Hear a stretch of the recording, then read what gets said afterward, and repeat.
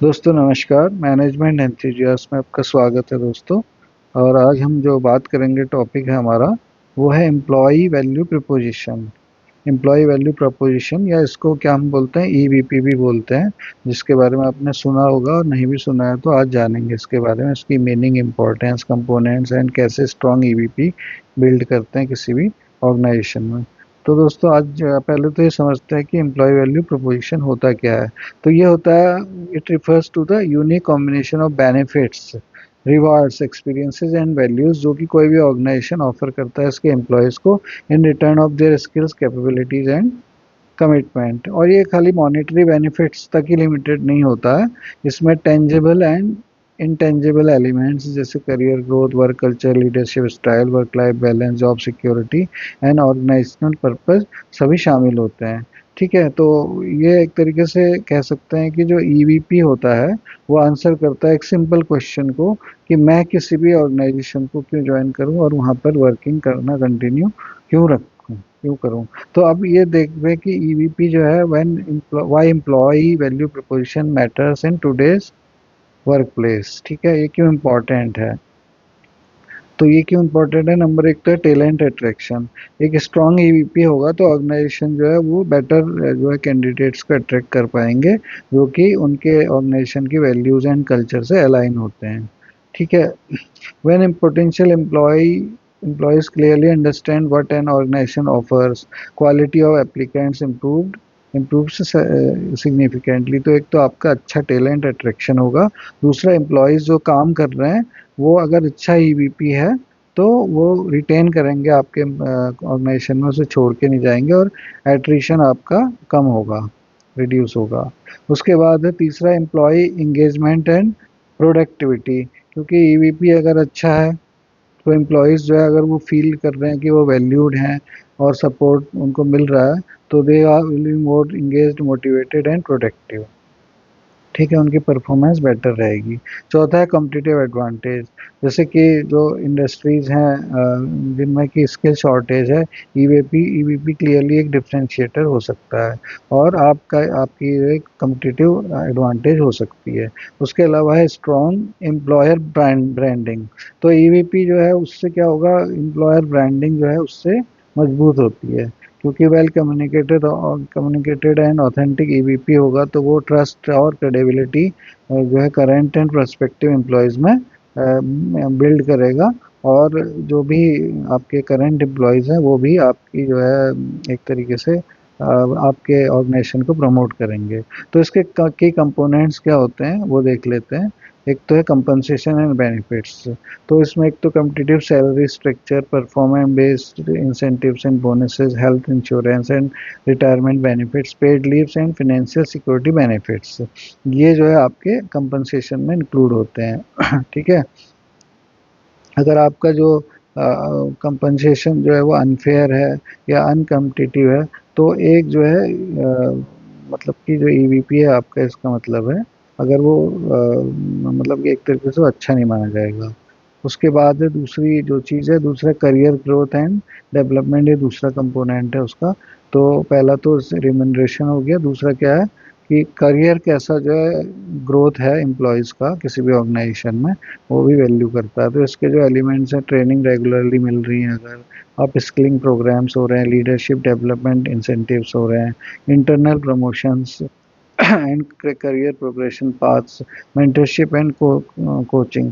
तो ये जो होते हैं एम्प्लॉयज़ इनको वैल्यू देता है और ये एक ईवीपी, स्ट्रॉन्ग ईवीपी बिल्ड करने में इम्पोर्टेंट होते हैं। तीसरा कंपोनेंट है work environment and organisational culture. Obviously हर कोई एम्प्लॉय चाहता है कि उसका जो जहाँ वो काम कर रहा है वहाँ पर वर्क कल्चर अच्छा हो। तो इसमें leadership, behaviour, communication style, inclusivity, inclusivity trust and team work, ये होना चाहिए। तो इसके जो पॉजिटिव वर्क एनवायरनमेंट है वो क्या ऑफर करता है, respect and psychological safety, transparent leadership, diversity, equity and inclusion, collaboration and mutual trust. ठीक है, तो कल्चर जो है वो most powerful and most difficult component होता है ईवीपी का। ठीक है, और इसको ऑर्गेनाइजेशन, दूसरा ऑर्गेनाइजेशन इजीली रेप्लिकेट नहीं कर पाते हैं। उसके बाद है वर्क लाइफ बैलेंस, ये चौथा कंपोनेंट है। तो वर्क लाइफ बैलेंस ज़रूरी है। ऑर्गेनाइजेशंस जो सपोर्ट करते हैं एम्प्लॉयज़ का वेल बीइंग, तो वो हायर लॉयल्टी एंड एंगेजमेंट को गेन करते हैं। ठीक है, तो इसमें जो इस कंपोनेंट के अंतर्गत चीज़ें आती हैं, एक तो फ्लेक्सिबल वर्किंग आवर्स, रिमोट और hybrid work options, wellness programmes and mental health support and reasonable workloads and supportive leave policies. ठीक है।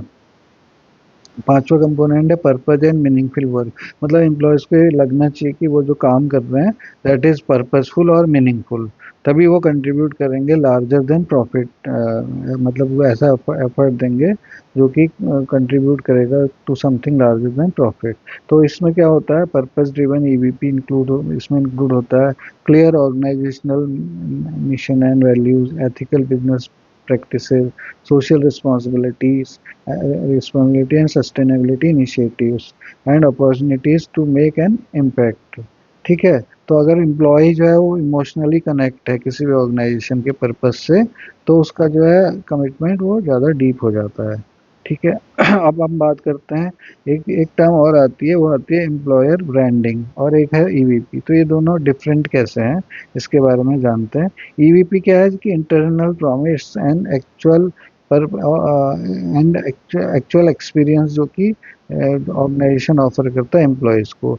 जबकि एम्प्लॉयर ब्रांडिंग होती है how the EVP is communicated externally to potential candidates. तो ये internal candidates के लिए है और ये एक्सटर्नल कैंडिडेट्स के लिए है। ठीक है।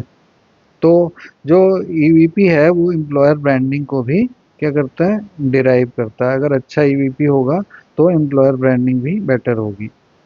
अब ये जानते हैं कि how to build a strong employ value proposition. तो इसमें क्या है कि पहले, सबसे पहले तो आपको एम्प्लॉय की एक्सपेक्टेशंस पता होनी चाहिए। तो आप एम्प्लॉय सर्वे कर सकते हैं, focus groups and exit interviews के द्वारा जान सकते हैं एक्सपेक्टेशंस कि एम्प्लॉयज़ किस चीज़ को ट्रूली वैल्यू देते हैं। दूसरा है आइडेंटिफाई करिए ऑर्गेनाइजेशनल स्ट्रेंथ्स। ठीक है। तो ऑर्गेनाइजेशन की कोई यूनिक स्ट्रेंथ्स हो सकती हैं, इसके कल्चर, इनोवेशन, स्टेबिलिटी और लर्निंग अपॉर्चुनिटीज़। ठीक है। तो जो ईवीपी होता है वो इन डिफरेंशिएटर्स को हाईलाइट करना चाहिए। उसके अलावा है ईवीपी को बिजनेस स्ट्रेटजी से अलाइन करिए। EVP must support organisational goals, for example innovation driven company should emphasise learning and creativity, while service oriented organisation में focus on culture and purpose.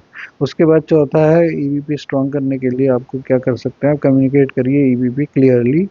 तो कंसिस्टेंटली कम्युनिकेट होना चाहिए across recruitment campaigns, career pages, interviews, onboarding programmes and internal communication platforms.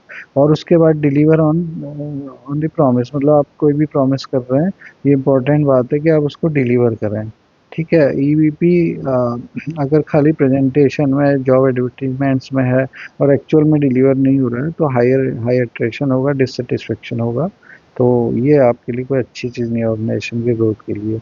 अब challenges क्या हैं implement करने में EVP. तो इसमें जो चैलेंजेस होते हैं, एक तो है miss alignment between leadership actions and stated values. तो आपकी स्टेटेड वैल्यूज़ कुछ और हैं और लीडरशिप एक्शंस कुछ अलग बता रहे हैं। ये इससे क्या होगा, ईवीपी आपका वो इम्प्लीमेंट नहीं हो पाएगा। दूसरा है ओवर प्रॉमिसिंग ड्यूरिंग रिक्रूटमेंट, ये नहीं करना है। आप जो एक्चुअल में ऑफर कर सकते हैं वही आपने बताना है एम्प्लॉयज़ को। Then lack of employ involvement. ठीक है। और इनकंसिस्टेंट कम्युनिकेशन, और एम्प्लॉयज़ का इन्वॉल्वमेंट कम है, कम्युनिकेशन इनकंसिस्टेंट है, तो इससे भी क्या होता है, ईवीपी इम्प्लीमेंट नहीं हो पाता। तो finally we can conclude that EVP जो है कोई nice to have HR concept नहीं है, बल्कि ये एक स्ट्रेटेजिक बिजनेस नेसेसिटी है। ठीक है। जबकि आपको कम्पिटिटिव एडवांटेज का ज़माना है इस समय, तो ऑर्गेनाइजेशंस को कंपनसेशन के बियॉन्ड जाके मीनिंगफुल एम्प्लॉय एक्सपीरियंसेस को क्रिएट करना चाहिए। उसके अलावा स्ट्रॉन्ग स्ट्रॉन्ग ईवीपी जो होता है वो अट्रैक्ट करता है हाई टैलेंट, रिटेन करता है हाई परफॉर्मेंस एंड इन्हेंस करता है एम्प्लॉय इंगेजमेंट। ठीक है। और एक क्रेडिबल एम्प्लॉयर ब्रांड बनाता है। So organizations that invest in defining and delivering a compelling EVP are better positioned for long-term growth and sustainability। तो तो अल्टीमेटली ये कह सकते हैं कि a successful EVP is not about offering everything, it is about offering that truly matters to your employees and delivering it consistently. तो दोस्तों आज के लिए इतना ही।